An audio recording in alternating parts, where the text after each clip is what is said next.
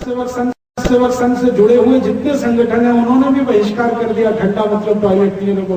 70 संस्थाएं इस देश में हैं जो अभी पेप्सी कोक के खिलाफ काम कर रही हैं। हमें बहुत खुशी है, जब काम शुरू हुआ था तो हम अकेले थे, आज 70 संस्थाएं पूरे देश में, और इन सब संस्थाओं का मिला जुला परिणाम है कि 70% बिक्री उनकी कम हुई है, 30% भी कम हो जाएगी अगर हम अपने जीवन में ये कसावट रखें। नहीं तो मैं आपको एक बहुत बहुत ताजा उदाहरण देके जाता हूं जो मैंने पहले कभी आपको बताया नहीं, क्योंकि ये घटना अभी घटित हुई है। अमिताभ बच्चन नाम का एक फिल्म एक्टर है, इसकी कहानी है। थोड़े दिन पहले ये बीमार पड़ा और आपको याद है इसका ऑपरेशन हुआ पेट, और 9 घंटे तक ऑपरेशन चला। इसको बीमारी क्या हुई? डायवर्टिकुलाइटिस, बड़ी अंतड़ियों का रोग होता है और इसमें अंतड़ियां सड़ जाती है। तो जिस डॉक्टर ने उसका ऑपरेशन किया उसको मैंने एक बार पूछा कि भाई आपने 9 घंटे अमिताभ बच्चन का क्या ऑपरेशन किया? तो उसने कहा कि उसकी बड़ी आंत सड़ गई थी, जगह जगह से उसको काट के निकाला, तो 9 घंटे लगे। उन्होंने कहा हाँ लगे। तो ये काट काट के जो बड़ी आंत निकाली आपने, क्यों निकाली? तो उन्होंने कहा अगर नहीं काटता तो मर जाएगा, तो उसको बचाने के लिए ये किया। तो कैसे सड़ गई उसकी बड़ी आंत? क्योंकि बड़ी आंत तो साधारण लोगों की नहीं सड़ती, जो लोग बहुत शराब पीते हैं उनकी बड़ी आंत सड़ती है, जो बहुत सुअर का मांस खाते हैं जिसको पोर्क कहा जाता है उनकी बड़ी आंत सड़ती है, जो बहुत ज्यादा गुटखा खाते हैं उनकी बड़ी आंत सड़ती है, जो बहुत ज्यादा ये pizza burger hot dog cold dog और मैगी खाते हैं उनकी भी सड़ती है। लेकिन अमिताभ बच्चन ये कुछ भी नहीं करता, ना पिज्जा बर्गर खाता है, ना शराब पीता है, ना बीड़ी सिगरेट पीता है, ना गुटखा खाता है, कुछ नहीं करता, फिर कैसे सड़ गई? तब वो डॉक्टर ने कहा कि वो पेप्सी कोक पीता है रोज और इससे भी बड़ी आंत सड़ जाती है। और डॉक्टर ने कहा कि 10 साल से पीता है, 10 साल में उसकी बड़ी आंत सड़ गई। तो मैंने उस डॉक्टर को कहा आपने ये बात बताया अमिताभ बच्चन को? उसने कहा हाँ बता दिया। तो मैंने पूछा उसका क्या रिएक्शन है? तो अमिताभ बच्चन ने अगले ही दिन से पेप्सी का विज्ञापन करना बंद कर दिया। अब वो पेप्सी का विज्ञापन नहीं करता, पहले वो करता था, अब बंद कर दिया। जब मैं कंफर्म हो गया तो मैंने अमिताभ बच्चन को ईमेल किया और उसको ये सब बात कही। तो उसने कहा yes it is all true, ये सब सत्य है, मेरी बड़ी आंत सड़ी, उसका कारण पेप्सी कोक है। तो मैंने कहा आप ये बात टीवी पे बोल दिए थे, हाँ, कि मेरी बड़ी आंत सड़ गई है, उसका कारण ये पेप्सी कोक है, और आपके साथ अपने डॉक्टर को भी बिठा दो, हाँ, वो बताएगा, क्योंकि ऑपरेशन उसी ने किया। तो अमिताभ बच्चन ने कहा कि ये मैं नहीं कर सकता। तो मैंने कहा चलो इस पे एक फिल्म बना दो आप, कि पेप्सी कोक पीने से कैसे बड़ी आंत सड़ जाती है, 3 घंटे की फीचर फिल्म बना दो। तो उसने कहा ये भी नहीं कर सकते। क्यों, क्या तकलीफ है?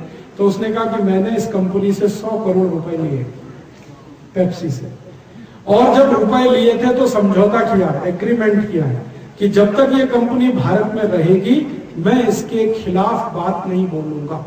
कंपनी ने मुझसे लिखवा लिया, और अगर मैंने बोला तो ये कंपनी मेरे ऊपर 500 करोड़ का दावा करेगी, मुझे 500 करोड़ देना पड़ेगा, मेरे पास इतना पैसा नहीं है, मैं कंगाल और भिखारी हो जाऊंगा, इसलिए मैं ये बोल नहीं सकता।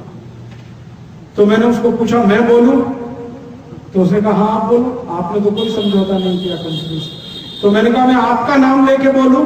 उसने कहा मेरा नाम लेके बोल सकते हो, अगर मेरा नाम लेके आप बोलो और लोगों का कुछ भला होता हो तो मुझे इसमें आपत्ति नहीं है, आप मेरा नाम लेके बोलो कि अमिताभ बच्चन को पेप्सी कोक पीने से ये हुआ है। तो आप सोच लो ये पेप्सी कोक कितना खतरनाक है। इसलिए कभी भी गलती से मत पीना, किसी घर में आने वाले अतिथि को तो बिल्कुल मत पीना। अतिथि भगवान के समान होता है, उसको संडास साफ करने का पानी नहीं पिला सकते। ये आप ध्यान रखें, ये आप ध्यान रखें। अगर हम पेप्सी कोक ना खरीदें तो अमेरिका की कोई चीज ना खरीदें। ये कॉलगेट भी अमेरिका का है, कॉलगेट, क्लोजअप, पेप्सोडेंट, सिबाका, फॉरेंस, ये भी बंद कर दें। ये pizza burger hot dog cold dog भी अमेरिका का, कभी ना खाएं। मैगी भी अमेरिका की है। आपको मालूम है अभी सबसे सनसनीखेज रहस्य उद्घाटन हुआ है कि pizza burger hot dog cold dog और मैगी ये सब सुअर के मांस से बनते हैं, सब के सब सुअर के मांस से बनते हैं। और भारतीय एक व्यक्ति अमेरिका में रहते हैं, वो कट्टर जैन है, उन्होंने अमेरिका के मैकडोनल्ड कंपनी पे केस किया कि इन्होंने मेरा धर्म भ्रष्ट किया। कैसे? वो कंपनी बोलती है दिस इज ऑल वेजिटेरियन, तो बेचारे वो खाते रहे बहुत दिन तक। फिर एक दिन उनको शक हो गया कि इसका टेस्ट कुछ बदला बदला सा है, तो उन्होंने पिज्जा बर्गर खरीदा और टेस्टिंग के लिए दे दिया लेबोरेटरी में। तो लेबोरेटरी ने कहा ये सुअर की चर्बी का है, तो कंपनी पे दावा ठोक दिया उन्होंने। अब मुकदमा चल रहा है उनका, थोड़े दिन में उसका फैसला आ जाएगा। कंपनी उनसे सेटलमेंट करना चाहती है कि आप मुकदमा वापस ले लो, हम $50 करोड़ दे देंगे। लेकिन वो भाई इतना कट्टर जैन है, उसने कहा कि मैं आपको सबक सिखाऊंगा, पैसे नहीं लेने मुझे। सारी दुनिया को पता चले कि ये pizza burger hot dog cold dog सुअर के मांस से बनता है। तो मैंने अभी उनसे वो पूरे केस की रिपोर्ट मंगाई है। जैसे ही मेरे पास आएगी मैं खुद सुप्रीम कोर्ट में ये केस दाखिल करने वाला हूं भारत में, कि भारत के करोड़ों हिंदुस्तानियों का धर्म भ्रष्ट करने के लिए मेरी आपको विनती है कि आप ये पिज्जा बर्गर मत खाइए और कभी भी मैगी मत खिलाइए अपने बच्चों को, अगर आप शाकाहारी हैं। ऐसे ही अमेरिका की कुछ चीजें और बिक रही हैं इस देश में, जैसे फेयर एंड लवली। बहुत लोग लगाते हैं कि गोरेपन की क्रीम है। मैंने 4 साल एक भैंस को लगा के देख लिया, वो आज तक नहीं। दुनिया में कोई काला गोरा नहीं हो सकता, जो काला है वो काला है, जो गोरा है वो गोरा है, रंग नहीं बदलता कभी। हमने इस फेयर एंड लवली के खिलाफ मुकदमा किया मद्रास हाईकोर्ट में, उसमें हम जीते, कंपनी हारी। वो कैसे मुकदमा था, मेरा एक दोस्त है, वो मेरे साथ पढ़ता था इंजीनियरिंग में, तमिलनाडु का है, वो बहुत काला है, इतना काला है आपके घर में तवा है ना उसको उल्टा कर दो, इतना काला। और वो मेरे साथ हॉस्टल में रहता था, हम दोनों रूम पार्टनर थे। मैं उसको रोज देखता था वो फेयर एंड लवली लगाता, 12 साल उसने फेयर एंड लवली लगाया। और वो बोलता है कि हॉस्टल में आने से 8 साल पहले से लगा रहा है फेयर एंड लवली, तो 20 साल लगाया, अभी भी चिक्कट काला। तो मैंने एक दिन कहा भाई कभी तो तू सुधरेगा। तो एक दिन उसको समझ में आ गया, उसने कहा अब बस, अब बंद फेयर एंड लवली। तो मैंने कहा तेरे पास इसका फेयर एंड लवली खरीदने का जो बिल है, वाउचर है, वो मुझे दे दे। तो उसने दे दिए। तो उसके आधार पर हमने केस कर दिया मद्रास हाई कोर्ट में। वो मद्रास में रहता है तो केस वहीं करना पड़ा। अब जजमेंट देने वाला जो जज है वो एक दिन बोला कि मेरे घर में भी यही समस्या है। वो जज कहता है मेरे घर में भी यही समस्या है।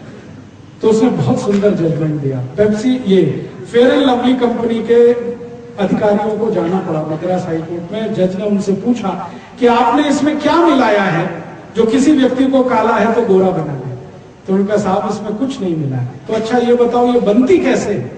तो उनका सुअर की चर्बी के तेल से हम इसे बनाते हैं। अब भारत की करोड़ों माताएं बहनें ये सुअर की चर्बी का तेल चेहरे पे पोतती है और सोचती है बहुत सुंदर बनेगा। सुंदरता फेयर एंड लवली में नहीं, क्रीम पाउडर लिपस्टिक में नहीं है। सुंदरता गुण, कर्म और स्वभाव में है। आपका गुण अच्छा है, कर्म अच्छा है, स्वभाव अच्छा है तो आप ऐसे आप मत लगाइए ये फेयर एंड। फिर आप बोलेंगे कौन सी क्रीम लगा, कोई मत लगाइए, जैसे आप हैं बहुत अच्छा। त्वचा हमारी जैसी है बहुत ही अच्छी, इसमें क्रीम पाउडर लगा के इसको खराब मत करिए।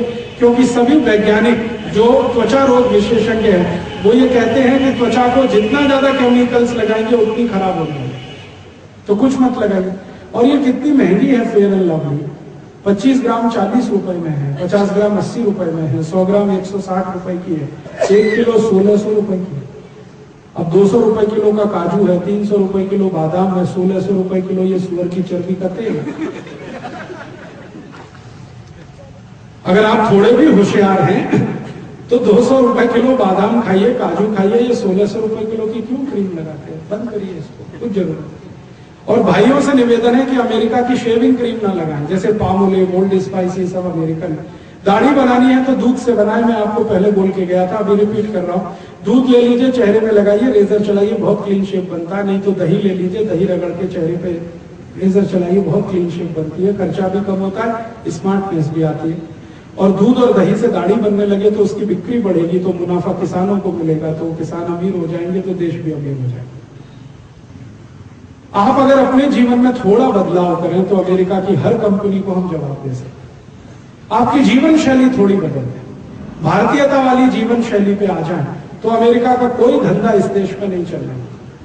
और मेरी आपसे छोटी सी विनती है, बहुत जरूरी, कि अमेरिका की कोई भी दवा ना खाएं। और मेरा तो आपसे एक कदम और आगे बढ़कर कहना है कि एलोपैथी की ही दवा ना खाएं, क्योंकि खतरे सब उसी में है। आपको मालूम नहीं कौन सी दवा टेस्ट के लिए आई है, कौन सी ट्रायल पर आई है।